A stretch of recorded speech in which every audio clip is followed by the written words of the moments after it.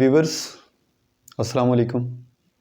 Today our topic is AC through resistor and capacitor which are connected in series. AC through RC series circuit.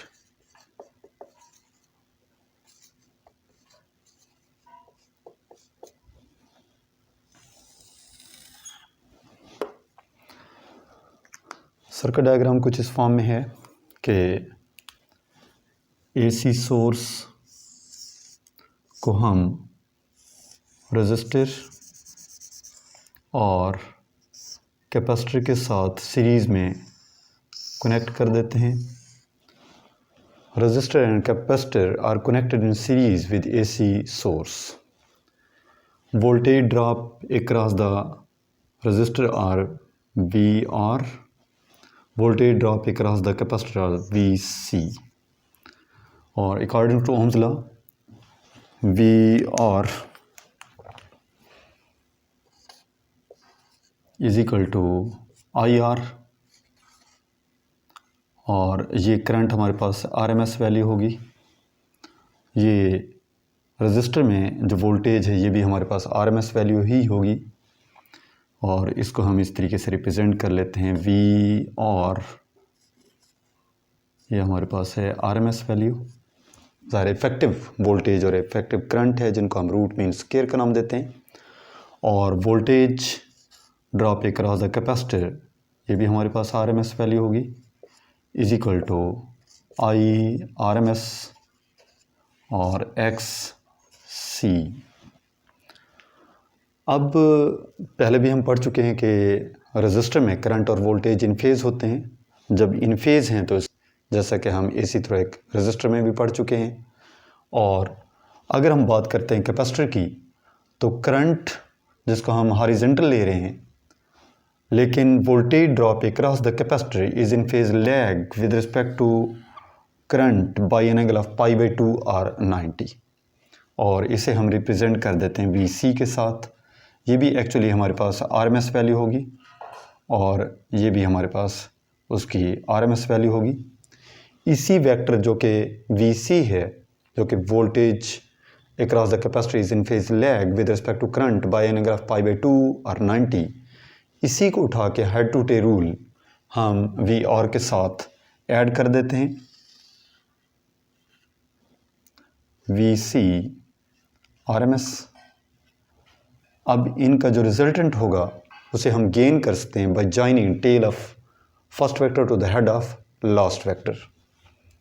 ये हमारे पास V RMS value होगी,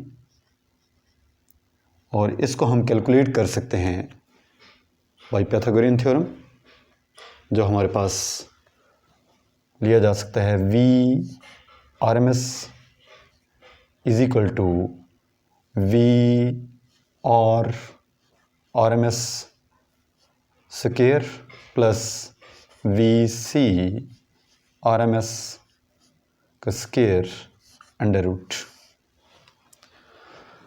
और इसकी हम calculation कर सकते हैं V RMS is equal to Ohm's law I RMS square R square plus I square X C square, और I भी हमारे पास RMS वैल्यू होगी, इनका अंडर रूट. अब ये बन जाएगा हमारे पास V RMS is equal to I RMS R square plus XC square under root. यहाँ से हमने I RMS स्क्वायर बन रहा था उसको कॉमन लेके स्क्वायर से स्क्वायर रूट कैंसिल करके उसको कॉमन निकाल लिया, बाहर निकाल लिया. ये हमारे पास V RMS की वैल्यू आ गई.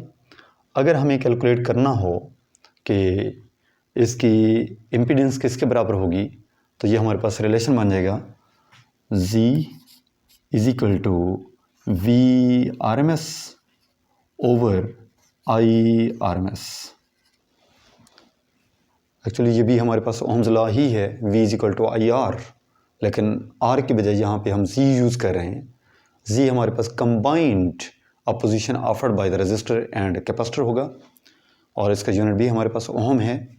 अब यहाँ पे वैल्यूज़ पुट कर लेते हैं। Z = VRMS की वैल्यू रिलेशन से हम यहाँ पे पुट कर देते हैं। IRMS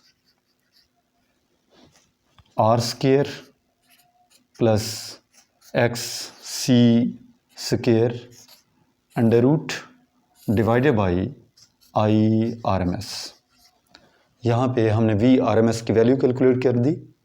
अब यहाँ पर IRMS से IRMS कैंसिल होगा, रिज़ल्ट हमारे पास मिलेगा Z = R² प्लस XC² √ अब हम जानते हैं कि Z =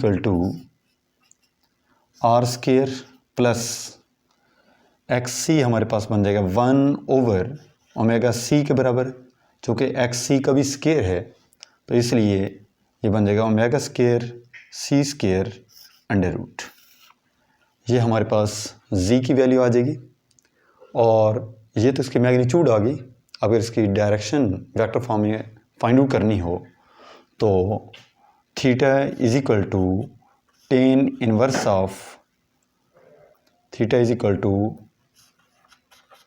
inverse of perpendicular VCRMS over VRRMS। यहाँ पे हमने परपेंडिकुलर और बेस लिया। अब इनकी वैल्यूज़ पुट कर लेते हैं। Theta = tan inverse of VCIRMS into XC over VR की वैल्यू पुट करेंगे तो ये बन जाएगा IRMS इंटू R। IRMS से IRMS कैंसिल होगा तो हमारे पास theta = tan inverse of XC over R बन जाएगा।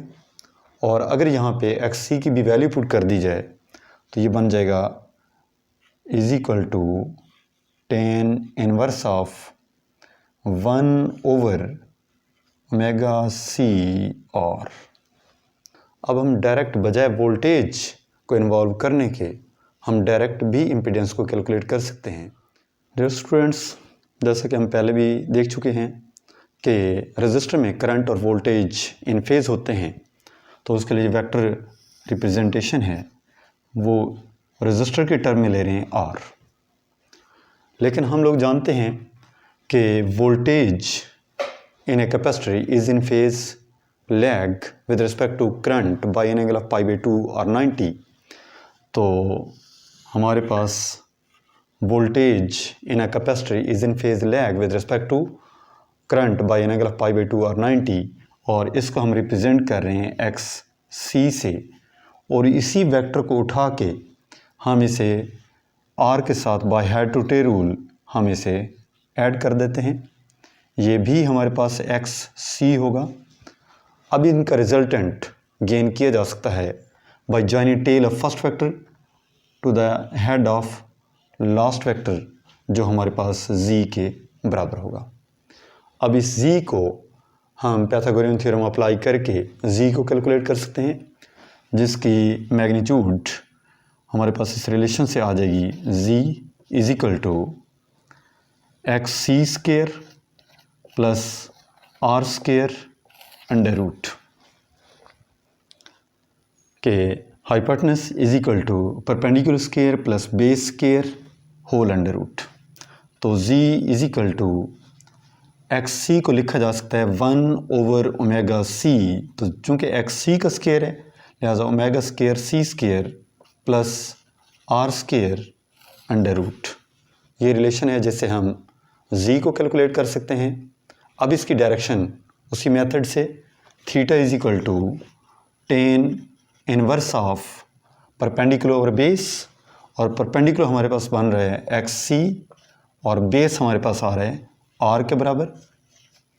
तो ये बन जाएगा theta is equal to tan inverse of X C की वैल्यू 1/ओमेगा c और r डिवाइड हो रहा है, तो theta is equal to tan inverse of 1/ओमेगा c r। इससे हम डायरेक्शन या थीटा कैलकुलेट कर सकते हैं। ये हमारे पास टॉपिक था AC through RC series circuit. मिलते हैं नेक्स्ट टॉपिक में, तब तक के लिए अल्लाह हाफिज़।